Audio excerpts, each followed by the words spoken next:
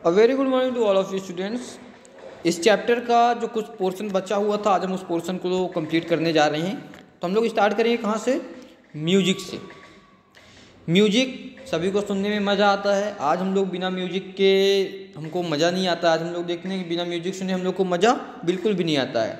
उस समय क्या म्यूजिक था? क्या उस पीरियड में, किस पीरियड में? सल्तनत पीरियड में क्या म्यूजिक हुआ करता था? अगर म्यूजिक था तो म्यूजिक किस प्रकार का हुआ करता था? अगर म्यूजिक था तो म्यूजिक किस प्रकार का हुआ करता था? थोड़ा सा आज हम लोग इसके बारे में पढ़ेंगे।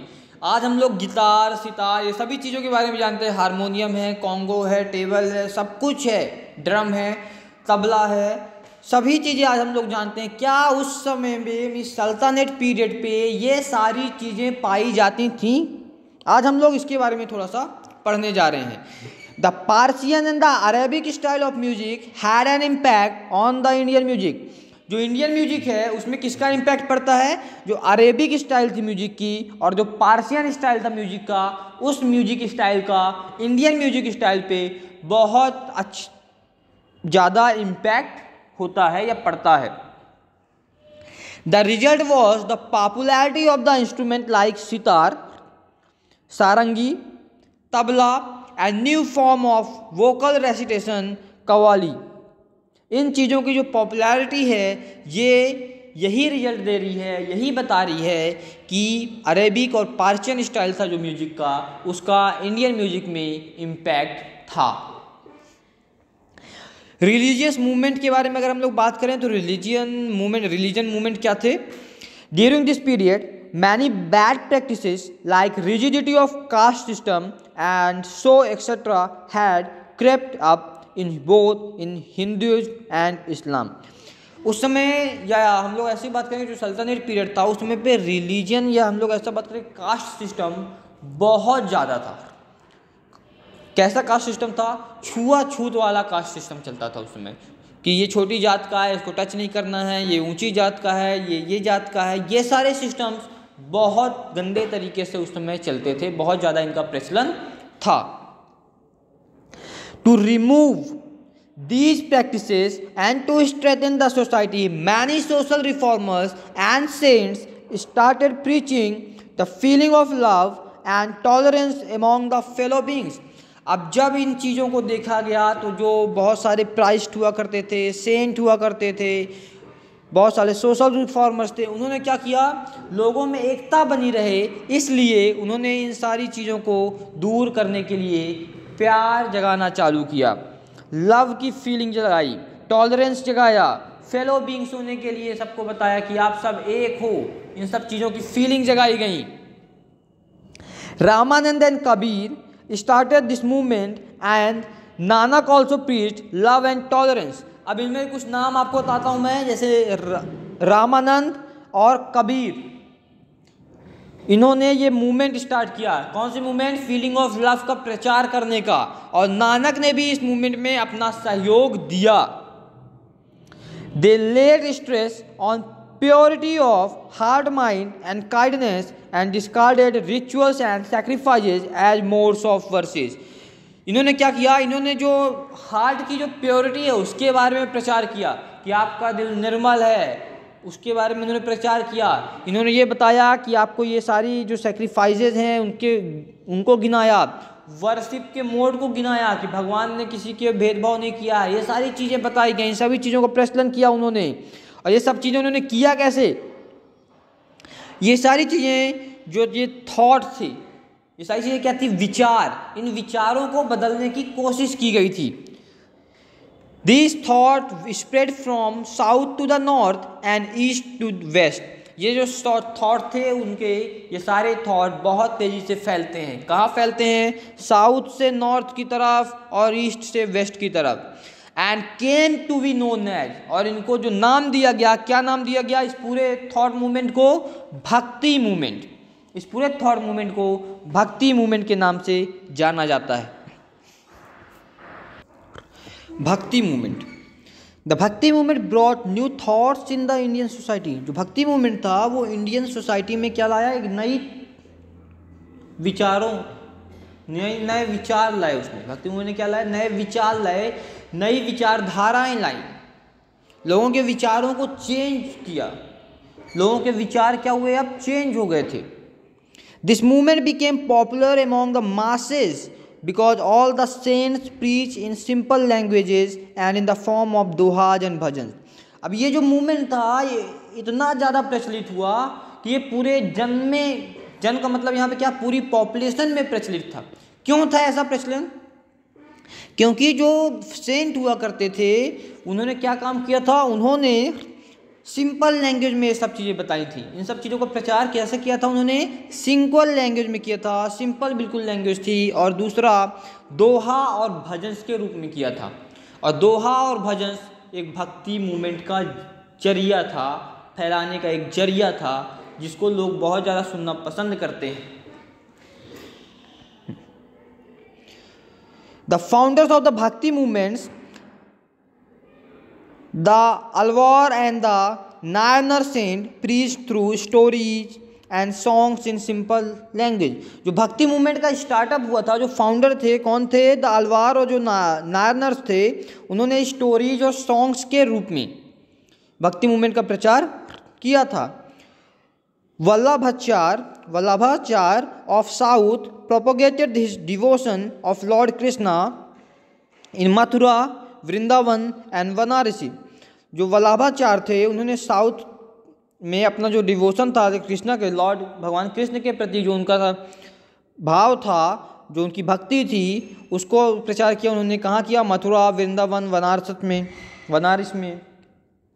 बनारसी एक ही चीज़ है, बनारस और बनारसी एक ही चीज़ है। In Bengal Chaitanya Mahaprabhu, a devotee of Lord Krishna, preached universal brotherhood and love. Bengal में एक चैतन्य महाप्रभु थे जो लॉर्ड कृष्णा की क्या थी? भक्त थी।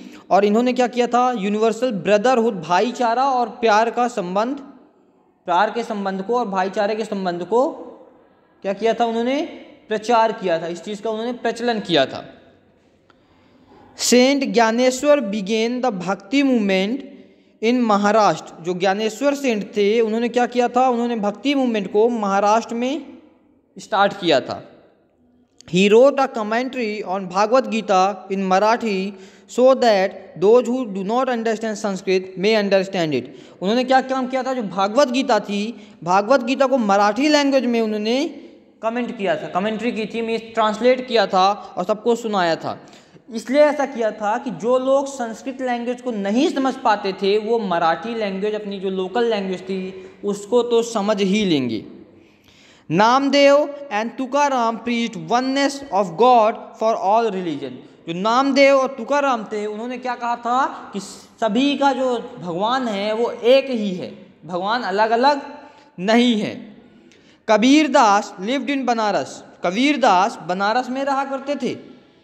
थ्रू हिज कपलेट्स और dohas he preached Hindu Muslim unity and denounced all forms of ritual sacrifices, religious fanaticisms। उन्होंने क्या किया था? उन्होंने हिंदू मुस्लिम के यूनिटी के बारे में प्रचार किया था कि हिंदू मुस्लिम एक हैं। अपने किसके थ्रू किया था? उन्होंने कपलेट्स और दोहा के थ्रू किया था। और क्या किया था?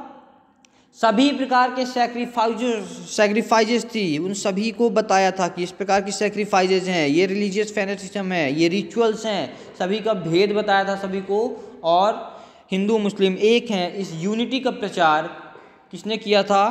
कबीरदास ने किया था। जो बनारस में रहते थे उन्होंने अपने कपलेट्स और दोहा की मदद से ये सारे काम किए थे। Guru Nanak Dev, he was born in a small village in Talwandi in Punjab, now in Pakistan। अब वो पाकिस्तान में है। He traveled throughout India and preached that to attain salvation one should truly love God। उन्होंने पूरे इंडिया में घूमा और एक चीज़ का प्रचार किया। क्या प्रचार किया उन्होंने? भगवान के बारे में, सब कुछ भगवान की मर्जी से होता है, भगवान पे विश्वास रखो, कि भेदभाव नहीं करना है आपको। भगवान के ऊपर उन्होंने श्रद्धा दी थी कि भगवान के ऊपर विश्वास रखो ताकि यूनिटी बनी जा सके। कास्टेसिज्म को उन्होंने क्या किया था? दबाने की कोशिश की थी कि कास्टेसिज्म दबे, और सभी रिलीजन और सभी लोगों से उन्होंने सेम बातें कही थी। सभी रिलीजन और सभी लोगों से उन्होंने सेम बातें कही थी कि कोई भी किसी कास्ट का नहीं होता, सभी का लहू एक होता है। उन्होंने यही चीज़ों का प्रचार किया था। His teachings were later collected in Guru Granth साहब। उन्होंने जितना कुछ बताया था लोगों को, जितना कुछ समझाया था लोगों को, ये सब चीज़ें गुरु ग्रंथ साहब में लिखी गई हैं, बताई गई हैं। सूफिज्म क्या था? The group of Muslim philosopher, जो मुस्लिम फिलोसफर थे, थिंकर्स थे, सेंट्स थे, उनको सूफी सेंट कहा जाता था। उनको क्या कहा जाता था? सूफी cents. Like the Bhakti saints, the Sufi saints also believed that one comes nearer to God if one truly loves God and one's own following, to serve the society, to be tolerant towards other religion, and to do away with rituals, fast, sacrifices, etc. were the preaching of the Sufi saint.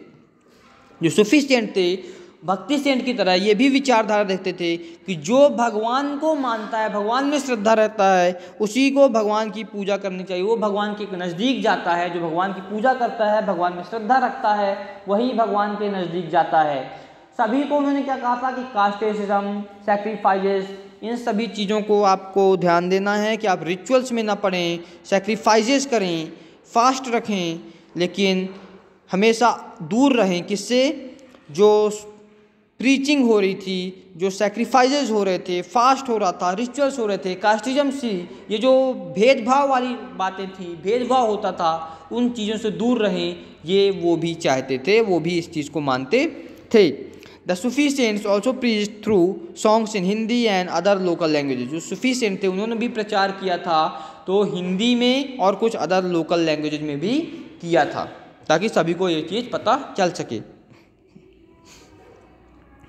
The effect of Bhakti movement. Bhakti movement का effect क्या था? The Bhakti movement contributed towards the regeneration of the society from the prevalent practices of pomp.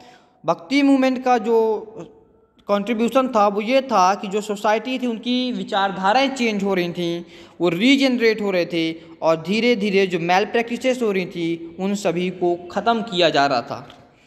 और इसी प्रकार से जो हिंदू और मुस्लिम थे वो एक दूसरे के क्लोज भी आ रहे थे। तो ये चैप्टर बच्चों आपका यहाँ से फिनिश हो जाता है।